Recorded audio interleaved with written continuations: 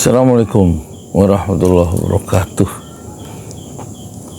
Dari ini kita bicara tentang hadis ya.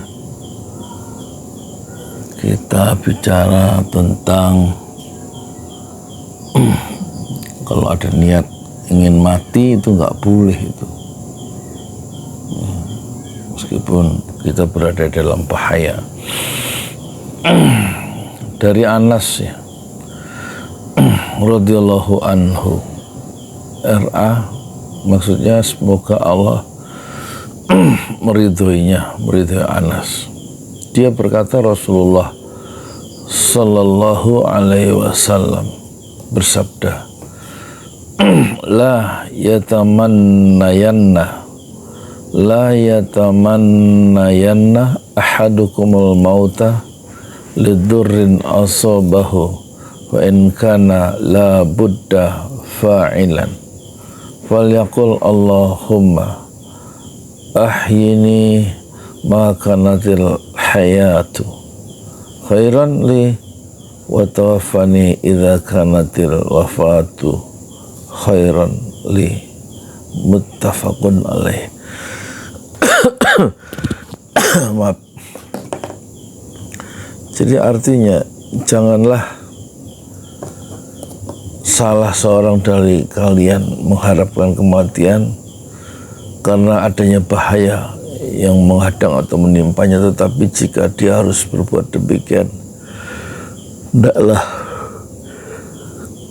dia mengucapkan, ya Allah, Allahumma hidupkanlah aku jika hidup itu lebih baik untukku, dan wafatkanlah aku jika kematian itu lebih baik untukku.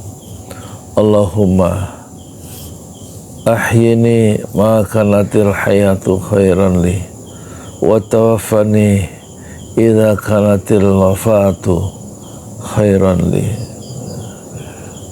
Itu jadi kita mengharapkan supaya tetap hidup dengan penuh semangat. Kalau memang hidup itu lebih baik ya dipanjangkan umurnya, kalau memang mati lebih baik.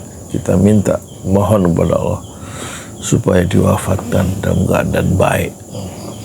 Hadis ini diriwayatkan oleh Imam Bukhari dalam kitab orang-orang yang sakit, bab angan-angan orang yang sakit terhadap kematian.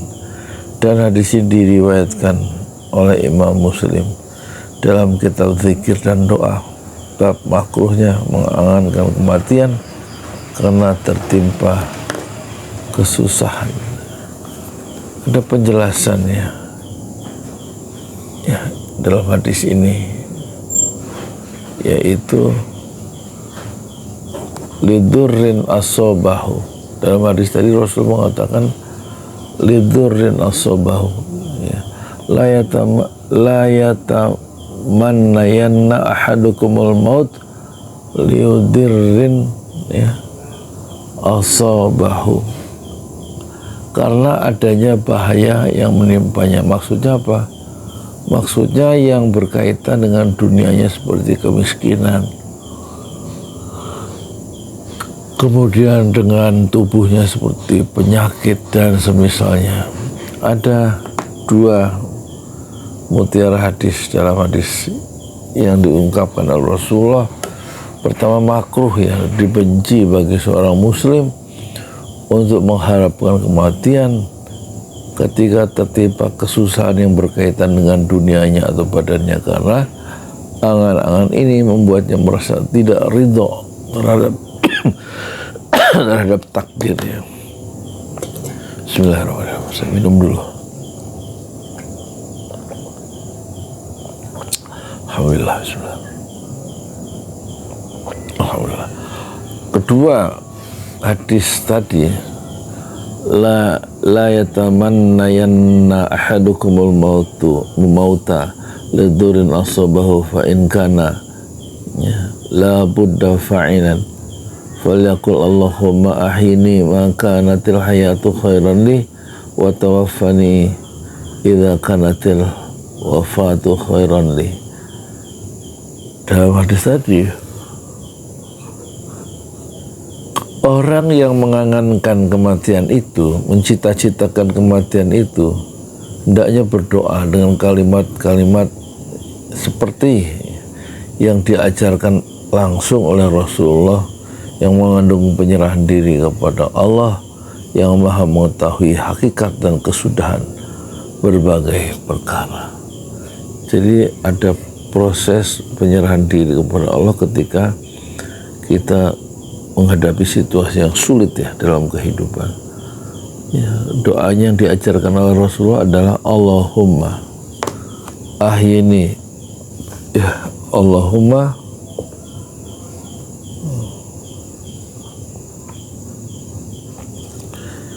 ini bisa diulangi dihafal ya. Allahumma ahyini Allahumma ahyini ma kanatil hayatu khairan li wa tawaffani idza kanatil wafatu khairan li. Ya. Jadi itulah yang dituntunkan oleh Rasulullah sallallahu alaihi wasallam. La yatamannayanna ahadukumul mauta lidurrin asabahu fa in kana la budda fa'ilan falyaqul Allahumma ahyini ma kanatil hayatu khairan li wa tawaffani idza kanatil waqatu wa tawaffani idza kanatil wafatu khairan li. Ya, semoga ini bisa menambah keimanan kepada kita. Sesulit-sulitnya masalah yang dihadapi, jangan sampai punya angan-angan, punya cita-cita ingin mati karena beban dan derita hidup yang berat ya. Tapi kembalikanlah kepada Allah, bahwa Allah yang maha ya, mengetahui semua hakikat, dan Allah juga yang paling tahu akhir dari cerita hidup ini, akhir dari berbagai perkara yang dihadapi manusia. Assalamualaikum warahmatullahi wabarakatuh. Di jalan Allah.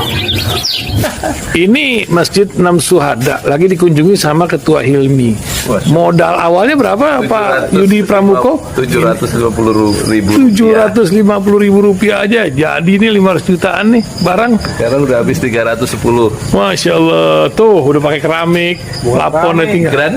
Granit tuh kayak marmer. Tuh. Masya Allah nih, sampai juga kita ke sini. Masjid Enam Syuhada, ngapa namanya Masjid Enam Syuhada, Ya, Pak Yudi? kita mau mendokumentasikan perjuangan dakwah nama anak muda pengawal Habib Rizik Syihab itu. Masya Allah. Yang dibunuh sama orang jahat di kilometer 50. Kilometer 50 ya. Itu kan simbol memperjuangkan dakwah itu kita harus memberikan segalanya untuk Islam kan ya. Masya dakwah Islam. Allah. Dan nama anak muda itulah yang sudah memberikan segalanya untuk Islam. Masya Allah. Apa nanti nama pemuda itu ada juga di sini mungkin diterangkan? Mungkin namanya Enam Syuhada. 6 Syuhada itu, 6 Syuhada dipasang di sini, 6 Syuhada.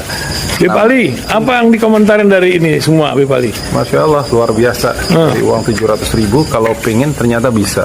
Bisa. Allah kirim. Tuh, bisa. Ya, dengan masuk satu gang kecil, tapi Bapak ini luar biasa. Kecil tuh. Masya Allah ya. Satu call aja. Masya Allah. Perjuangan Pak Yudi Pramuko, YouTuber sejagat paling tua. Tertua di semesta. Tertua di semesta. Masya Allah. Tukang donat. Tukang donat. Tukang donat dari Paru. Ini saya laporkan dari lapangan ini, langsung dari Masjid Enam Syuhada. Masya Allah. Dan ini dia. Dalam kelihatan. Tuh, lihat tuh masjidnya. Tuh imamnya di situ tuh. Malam-malam lagi kita. Masya Allah. Masih kurang nih. Atapnya katanya transfer aja. Masjid Enam Syuhada sebentar lagi selesai. Dinding lubang angin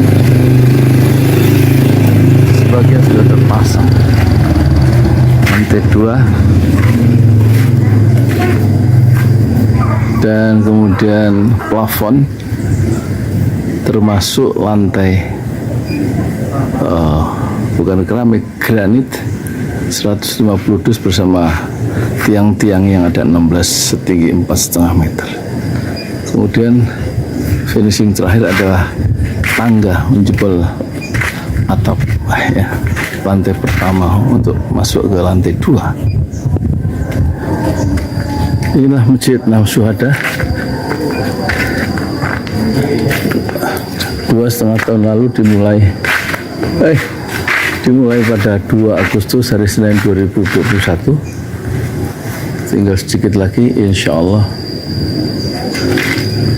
dan lantainya dari keramik, bukan keramik, granit, sudah diresmikan lantai pertama. Nanti lantai kedua lewat sini tangganya jebol untuk masuk ke lantai 2. Inilah Masjid Enam Syuhada yang sangat megah karena dari bahan-bahan pilihan,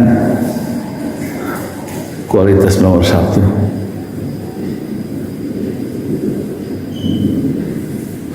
Tinggal sekitar 80 juta lagi finishing lantai atas selesai, insya Allah.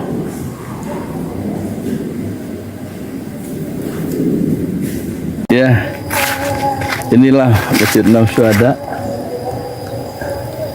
yang sangat bersejarah ya dalam sejarah dakwah Indonesia modern, insya Allah, karena ini dibangun dalam konteks kezaliman rejim penguasa yang sudah membunuh 6 santri dari front Laskar Front Pembela Islam, dan kita abadikan pengorbanan dan perjuangan dakwah mereka, sehingga kita sebut namanya Masjid Enam Syuhada. Mereka mengawal perjalanan dakwah gurunya Habib Rizik Syihab, dan mereka dicegat oleh orang-orang jahat di kilometer 50. Saya Yudi Pramuko, tukang donat dari Parung Juber, tertua di semesta fasbir sabrun jamila, bersabarlah dengan kesabaran yang indah. Assalamualaikum warahmatullahi wabarakatuh.